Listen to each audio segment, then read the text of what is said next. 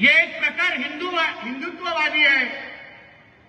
इसलिए कोई भी अगर हमारे हिंदुओं के तरफ गलत नजर से देखेगा तो उनको क्या, तो हम छोड़ने वाली ये सरकार नहीं है, ये सब पहले ही मैं इशारा देना चाहता हूं। इसलिए इस वक्त जब ये विशाल हिंदू सम्मेलन में राष्ट्रीय स्वयं संघ के शताब्दी वर्ष के अवसर पे जो ये कार्यक्रम रखा गया है, जो सम्मेलन दिया गया है, राष्ट्रीय स्वयं संघ ने जो एक विचार हमारे इस हिंदू राष्ट्र को दिया है, वो हर पीढ़ी तक पहुंचना चाहिए, हर पीढ़ी को समझना चाहिए। इसके लिए ये कार्यक्रम बहुत महत्वपूर्ण है। कुछ हफ्तों पहले पूजनीय सरसंघ चालक जी मुंबई में आए थे। राष्ट्रीय स्वयं संघ के शताब्दी वर्ष के अवसर पे मुंबई में एक कार्यक्रम दिया गया। उन्होंने कुछ घंटों बहुत ही प्रभावी ऐसा मार्गदर्शन वहां किया। बहुत महत्वपूर्ण विषयों पे उन्होंने बात की। वहां पे कुछ जो उन्होंने कहा, वहां हर एक हिंदुओं ने पढ़ना चाहिए, सुनना चाहिए और उसको समझ के अपना जीवन का प्रवास करना चाहिए, ऐसे मैं यह कहूंगा। उन्होंने कहा कि इस हमारे हिंदू राष्ट्र में हम सभी हिंदू हैं। हर एक रहने वाला यहाँ नागरिक व्यक्ति यह पहले हिंदू ही था और फिर उसके बाद जो कुछ इस्लामिक आक्रमण हुआ, जो कुछ धर्मांतर करने की कोशिश हुई, उसके बाद ये अलग अलग चीजें आई। इसलिए इस हिंदू भूमि को हर एक हिंदू ने इसकी सुरक्षा करना और हिंदू बनके इस हिंदू राष्ट्र को और ताकत देना, ये हम सभी की जिम्मेदारी है। ये हम सभी को समझना चाहिए, सभी की जिम्मेदारी। और वही तो दीदी ने हम आपसे संबोधन में कहने की कोशिश की। मुझे दुख ऐसा लगता है कि यही कोई जिहादियों का सम्मेलन होता, गोल टोपी दाढ़ी वालों का सम्मेलन होता, तो 4-4 बार ऐसे नारे दो बोलो ऐसा बोलने की जरूरत नहीं पड़ती थी। ये हिंदुओं ने समझना चाहिए। हमें इस भूमि में रह के जब भी कोई 15 मिनट की धमकी देता है, तभी हिंदुओं ने इस बारे में सोचना चाहिए। इतनी हिम्मत कोई इस्लामिक देश में, इस्लामिक राष्ट्र में कोई नहीं कर सकता जो इस हिंदू राष्ट्र में बैठ के किया जाता है। 15 मिनट बोलते हैं पुलिस हटाओ और देखो क्या होता है। हमारा जवाब वहीं पे आना चाहिए था, अरे 15 मिनट तो बहुत ज्यादा है, सिर्फ 5 मिनट पुलिस हटा के देखो, तुमको तुम्हारे पाकिस्तान के बैठे हुए अब्बा के पास नहीं भेज दिया तो खुद को हिंदू नहीं बोलेंगे।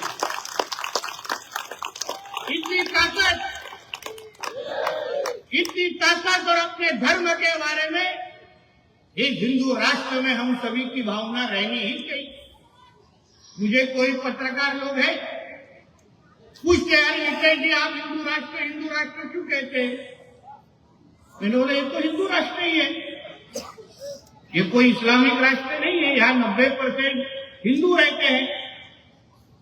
पाकिस्तान इस्लामिक राष्ट्र है, बांग्लादेश इस्लामिक राष्ट्र है, कुछ कैथलिक राज्य, तो हिंदू राष्ट्र है। यहाँ सेक्युलर नाम का कुछ विषय है ही नहीं। सेक्युलर क्या होगा? जो डॉक्टर बाबा साहब अम्बेडकर जी ने जो संविधान लिखा, उसका जो पहला जो ड्राफ्ट था, उसमें सेक्युलर नाम की कोई चीज ही नहीं, कोई उल्लेख ही नहीं। ये तो बाद में कांग्रेस वालों ने अपनी खुद को बचाने के लिए सेक्युलर शब्द डाला।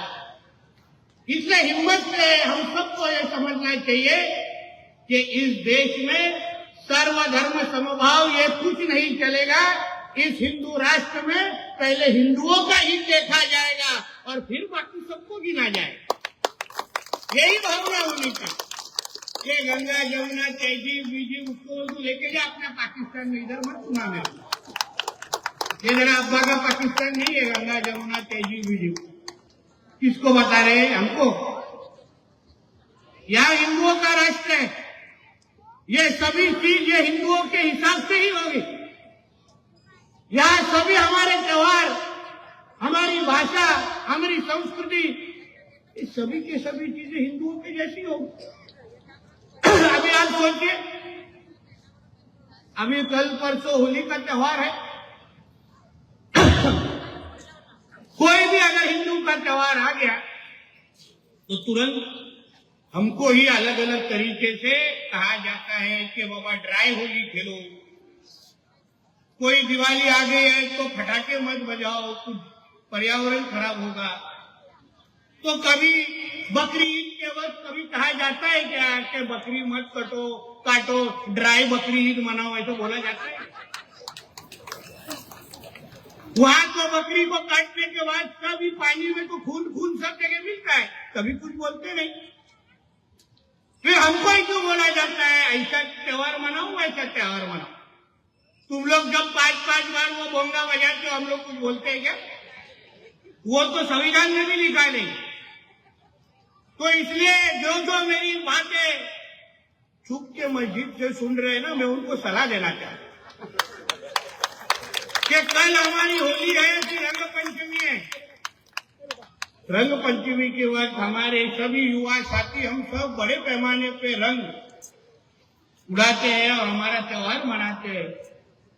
तो इसलिए आप लोग को जरा आपके रमजान के वक्त तकलीफ नहीं हो, इसलिए थोड़ा नमाज का टाइमिंग में थोड़ा बदल कर दो, कोई प्रॉब्लम नहीं। तो हो सकता है हम अगर ड्राई होली विली ये सब टेप रिकॉर्डर सुन सकते हैं ना, तो तुम भी तुम्हारा नमाज का वक्त थोड़ा 2-3 घंटा थोड़ा आगे कर दो। हम हमारा होली विली सब खेल देते, रंग विंग उड़ा देते, फिर तुमको बोल देंगे आप चले जाओ नमाज पढ़ने को, कोई तकलीफ नहीं, सब पैसा शांति से हो जाएगा। लेकिन हमारे पुलिस भाइयों को कुछ तकलीफ नहीं होगी, ऐसे नहीं, ऐसा नहीं। लॉ एंड ऑर्डर का सवाल ही रहता नहीं।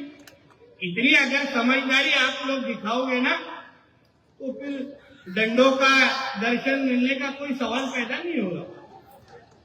ना हमारे पुलिस के डंडे देखो कितने मजबूत है। जब कुछ महीनों पहले यहाँ दंगल हुई थी, तभी सभी चीज का दर्शन हुआ था मेरे को, सभी चीज का दर्शन। कई के लोगों को तो भगवान का भी दर्शन हुआ है। हिंदुओं के खिलाफ जो आएगा उसको तो ऊपर वाले का ही दर्शन होगा ना, और किसका होगा? इसलिए समझ के लेना चाहिए। ये हमारा हिंदू राष्ट्र है, ये हमारे मोदी जी का जो हिंदू राष्ट्र है, ये हमारे देवेंद्र जी का महाराष्ट्र है।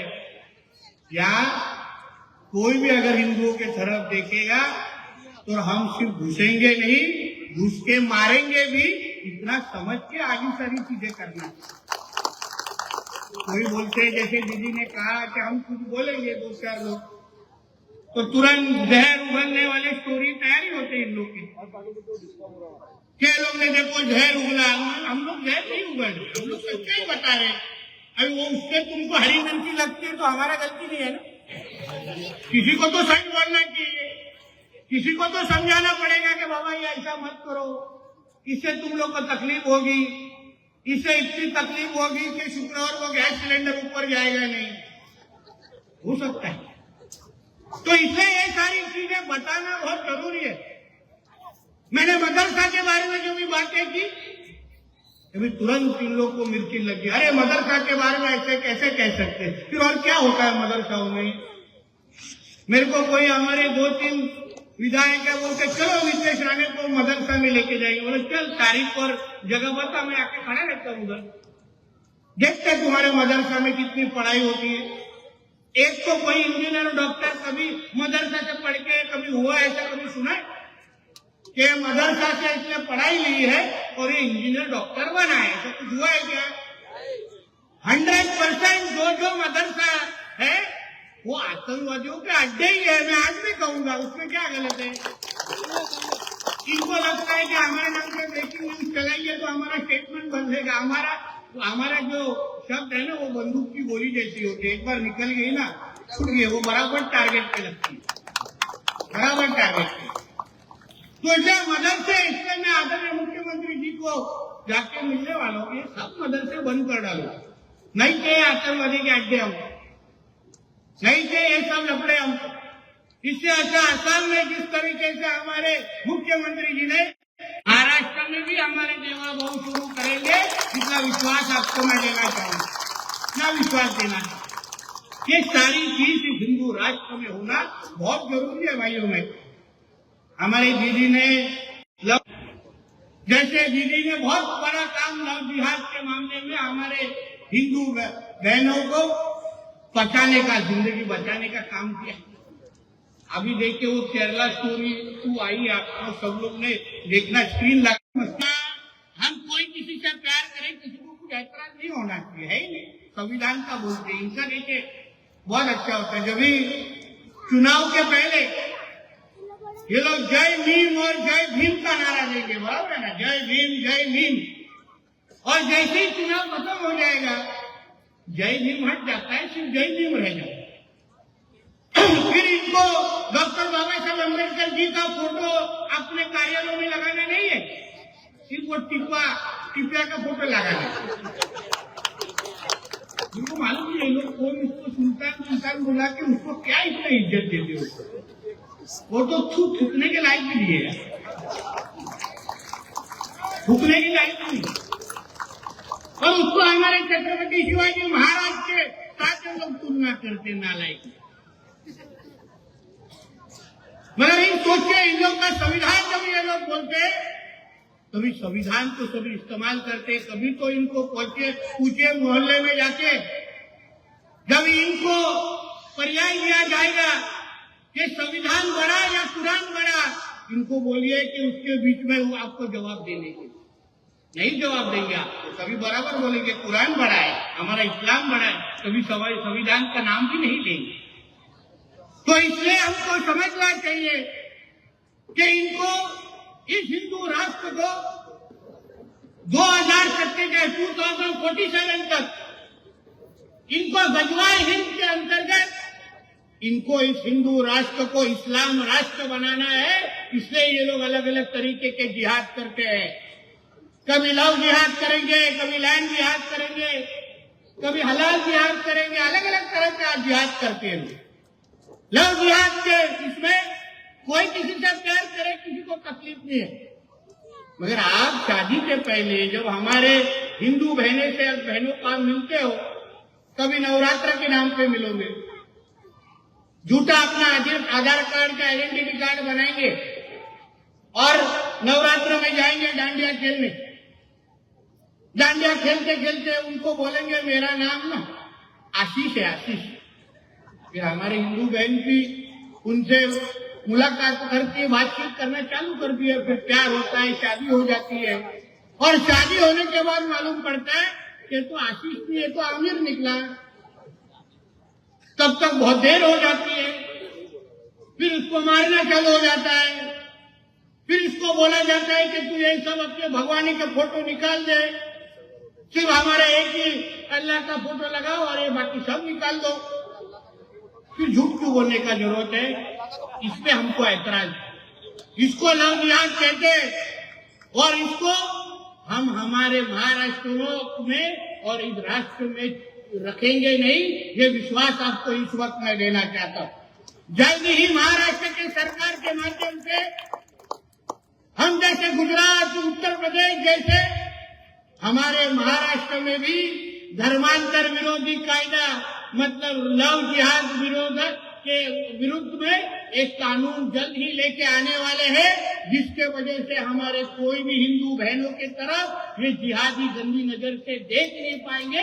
ऐसा कानून हम लोग सब लेके आ रहे हैं, कानून लेके आ रहे हैं। और इसलिए मैं कहना चाहता हूँ, इस सब पे आप लोग सतर्क रहना चाहिए।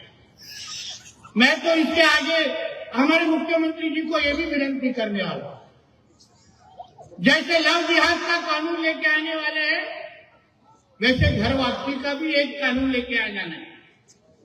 क्यों छोड़ना है इन लोगों को? सबको लेके आओ अपने पास, सबको हिंदू बना दो। आप आखिर में जैसे हमारे सर संघ चालक जी ने कहा था पूजनीय कि हम सब हिंदू हैं, तो इसलिए जिनको हिंदू वापस अपने धर्म में आना है तो उनके लिए क्या क्या हम कर सकते हैं, उनको ताकत कैसे दे सकते हैं, उसके लिए भी सब तरीके के अलग अलग कार्यक्रम हम तैयार करके हमारे उन जो भटके हुए जो भाई है उनको वापस हिंदू धर्म में लेके आना है। तो इसलिए ये अलग अलग जो चीजें हैं वो इसी मंच के माध्यम से कहना ये बहुत जरूरी है।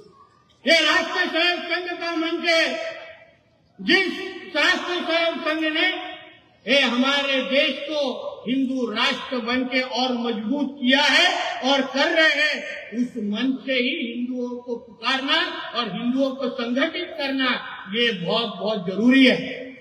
बहुत सारे लोग आते हैं, बोलते हैं राष्ट्रीय स्वयं संघ पे हम लोग बंदी रखेंगे, बंदी डालेंगे।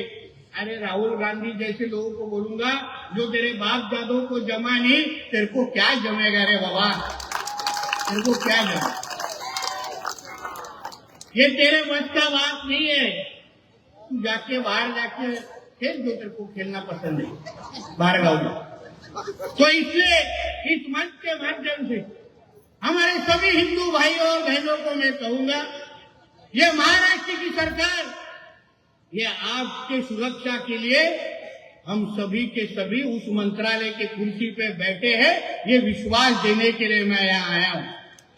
कोई भी कुछ गलत आपके तरफ से होगा नहीं, मैं आपको विश्वास देता हूँ। कोई भी अगर आपका हिंदू त्योहार होगा, आप बहुत बड़े पैमाने पे उत्साह से आप उसको मनाइए, जोर तोड़ से मनाइए। कोई भी अगर पत्थर डालने वाले मारने वाले लोग रहेंगे ना, उनको देखने का, उनका कार्यक्रम करने की जिम्मेदारी फिर हम पे छोड़ दीजिए। इतना भी मैं यहाँ कहना, वो वापिस ना पत्थर दिखेगा ना पत्थर मारने वाला दिखेगा, इतना भी विश्वास आपको दे दो। इसलिए ये सभी चीजें आपको मैं ये माध्यम से मैं विश्वास दूंगा। आज ये हिंदू सम्मेलन के माध्यम से हिंदू बन के जब आप सब साथ में आएंगे, हम हिंदू बन के जब इस सभी ये जिहादियों को तरफ के विरुद्ध हम जब खड़े रहेंगे, तो मैं आपको विश्वास देता हूँ, इनकी संख्या और हिंदुओं की संख्या कभी तो आप समझना है, ये गिन चुन के 5-10% पे है, गिन चुन। थोड़ा सा हिंदू सब साथ में बाहर आ जाएंगे ना, तो कीड़े मकोड़े जैसे खत्म हो जाएंगे। इतने हैं इनकी संख्या, इतने भी बड़े नहीं है, इसलिए इतना भी इनको गंभीर से मत लीजिए। इसलिए इस सम्मेलन के माध्यम से मैं सभी आपको विश्वास देना चाहता हूँ कि हिंदू बन के अगर आप साथ में आएंगे, तो इस हिंदू राष्ट्र को और ताकतवान बनाने के लिए सभी तरह की ताकत आपके पीछे खड़े रखने के लिए हम सभी तैयार हैं। ये विश्वास आपको ये वक्त में देना चाहूंगा। फिर एक बार मुझे ये इस मंच पे बुलाने के लिए मैं तहे दिल से आपका धन्यवाद दूंगा कि आपने मुझे यहाँ बुलाया, यहाँ पे बात करने का मौका दिया और हमारे मस्जिद में बैठे हुए दोस्तों को वहाँ भी संदेश देने के लिए उनको मेरे को एक अच्छा मौका दिया। उनको भी समझना चाहिए कि हम यहाँ आते हैं, हम हमारे हिंदुओं के साथ खड़े रहते हैं, इसलिए कोई भी अगर इनके तरफ गंदी नजर से देखेगा तो वापिस शुक्रवार को सिलेंडर ऊपर कर नहीं पाएगा। इतना मैं इस वक्त कहूंगा और आपके सबका यहाँ पे आपका आभार मानूंगा और यही रुकूंगा। धन्यवाद। जय हिंद, जय महाराष्ट्र, जय जय